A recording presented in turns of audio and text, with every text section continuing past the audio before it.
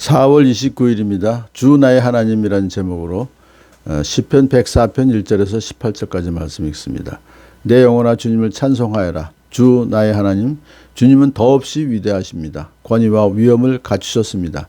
주님은 빛을 옷처럼 걸치시는 분, 하늘을 천막처럼 펼치신 분, 물 위에 누각에 들보를 놓으신 분, 구름으로 병거를 삼으시며 바람 날개를 타고 다니시는 분, 바람을 심부름꾼으로 삼으시는 분, 번갯불을 시정으로 삼으신 분이십니다.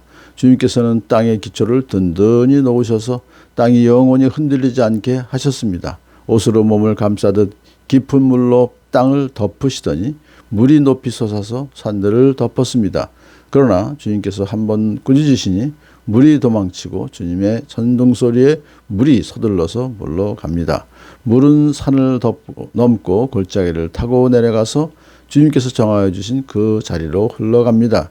주님은 경계를 정하여 놓고 물이 거기를 넘지 못하게 하시며 물이 되돌아와서 땅을 덮지 못하게 하십니다. 주님은 골짜기마다 샘물이 솟아나게 하시어 산과 산 사이로 흐르게 하시니 들짐승들이 모두 마시고 목마른 들나귀들이 갈증을 풉니다. 하늘의 새들도 샘 곁에 깃들며 우거진 나뭇잎 사이에서 지저깁니다. 누각 높은 곳에서 산에 물을 대주시니 이 땅은 주님께서 내신 열매로 만족합니다. 주님은 들짐승들이 뜯을 풀이 자라게 하시고 사람들이 밭가리로 채소를 얻게 하시고 땅에서 먹거리를 얻게 하셨습니다. 사람의 마음을 즐겁게 하는 포도주를 주시고 얼굴에 윤기가 나게 하는 기름을 주시고 사람의 힘을 북돋아주는 먹거리도 주셨습니다. 주님께서 심으신 나무들과 레바논의 백향목들이 물을 양껏 마시니 새들이 거기에 깃들고 황새도 그 꼭대기에 집을 짓습니다. 높은 산은 사냥이 사는 곳이며 바위 틈은 오소리의 피난처입니다. 아멘. 하나님께서 천지를 창조하셨던 그 내용이 여기서 찬양의 그 대상이 되는 거죠. 시인은 주님을 찬송하여라 자기에게 내 영혼아 하면서 주 나의 하나님이라고 고백합니다. 이것은 다른 사람의 하나님도 되시지만 자기와 인격적인 관계를 갖고 계신 하나님이시다. 그분이 주님이시다 하는 것을 먼저 고백을 해요. 왜요? 그러면서 이제 주님은 더없이 위대하십니다. 권위와 위엄을 갖추셨습니다. 참 그런 분이 바로 나의 하나님이니까 얼마나 감사합니까? 그런 뜻이죠. 그러니까 하나님이 천지를 창조하셨고 그 창조하신 천지를 운행하고 계십니다. 섭리하고 계십니다. 그러니 얼마나 위대하신 분입니까? 그런 뜻이에요. 이제 그러면서 이제 첫 번째로 이렇게 말해서 주님은 빛을 옷처럼 걸치시는 분이다. 빛을 창조하셨어요. 첫째, 빛이 생겨라 하시니 빛이 생겼다. 두 번째로는 하늘을 천막처럼 펼치신 분. 이 내용이 창공이 생겨라 그랬어요. 물과 물 사이에 물 한가운데 창공이 생겨라 그랬죠. 그러니까 하늘이 생긴 거예요. 그 다음에 물 위에 누각에 들보를 놓으신 분. 그러니까 물을 여기서 말씀하시는 것은 물이 한 곳으로 모이게 하고 묻이 드러나라. 그러니까 결국은 땅을 만드신 분인데 물은 또 있었던 거죠. 이렇게 물과 땅을 또 만드신 하나님. 그런 것을 이제 여기 하면서 주님께서는 땅의 기초를 든든히 놓으셔서 땅에 관한 이야기를 합니다. 땅이 영원히 흔들리지 않게 하셨고요.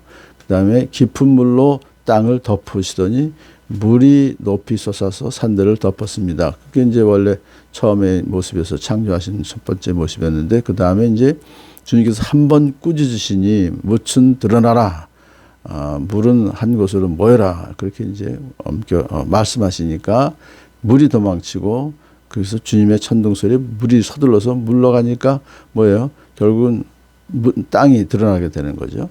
그래서 물은 산을 넘고 골짜기를 타고 내려가서 주님께서 정하여 주신 그 자리로 흘러갑니다. 물이 산 위에 있다가도 다 흘러내려서 바다로 들어가는 거죠. 주님은 경계를 정하여 놓고 물이 거기를 넘지 못하게 하시며 물이 되돌아와서 땅을 덮지 못하게 하십니다. 이런 밀물 썰물이 있지만은 그것을 넘어서 완전히 밀물로 그냥 육지로 바닷물이 들어오는 경우는 없다는 거예요. 그걸 하나님께서 다 운행하시고 계신다 지금도.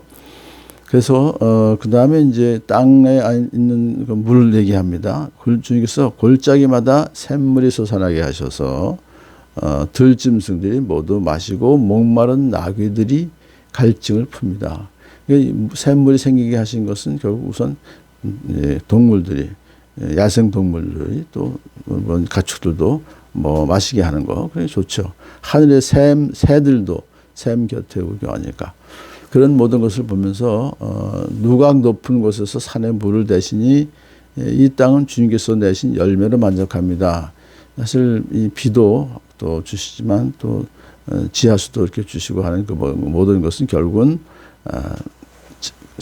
자연 만물들이 잘 지내게 해주시는데, 결국은 우거진 나뭇잎 사이에서 새들이 지저귀 가는 것은 그 새들이 우거진 나무를 사실은 의지하는 거예요.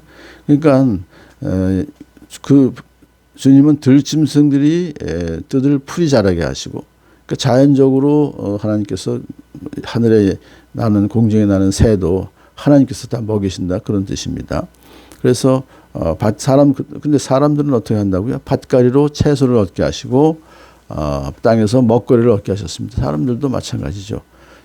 땅에서 농사를 지어서 이제 필요한 먹거리를 주시는데, 그런데 더 나아가서 사람들의 마음을 즐겁게 하는 포도주도 주세요.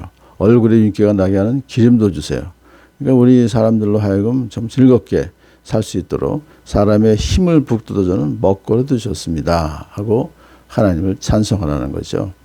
이것을 분명히 이 모든 것들이 자연스럽게 그냥 된 게 아니라 하나님께서 이렇게 해주셨기 때문에 우리가 그런 모든 것들을 지금 마음껏 누릴 수가 있다는 그런 것을 말합니다. 생활의 필수품인 채소, 포도주, 기름, 먹거리, 양식들, 이런 풍성한 양식을 우리에게 허락해 주십니다 하는데, 이제 이런 것들이 또 더 나아가서 주님께서 심으신 나무들과 레바논의 백향목들이 물을 양껏 마시니, 그러면 그 나무들과 백향목들이 물을 양껏 마신다고 하는 것은 잘 자란다는 얘기죠. 그런데 나무들이 이렇게 잘 자라는 것이 어디에 쓰이느냐? 새들이 거기에 깃들고 황새도 그 꼭대기에 집을 짓습니다. 높은 산은 사냥이 사는 곳이며 바위 틈은 오소리의 피난처입니다. 이런 내용들은 결국은 자연이, 하나님께서 만들어주신 그 자연이 결국 서로서로를 의지하게 만들고 서로서로를 돕게 만드는 그런 뜻이 있구나 하는 것입니다.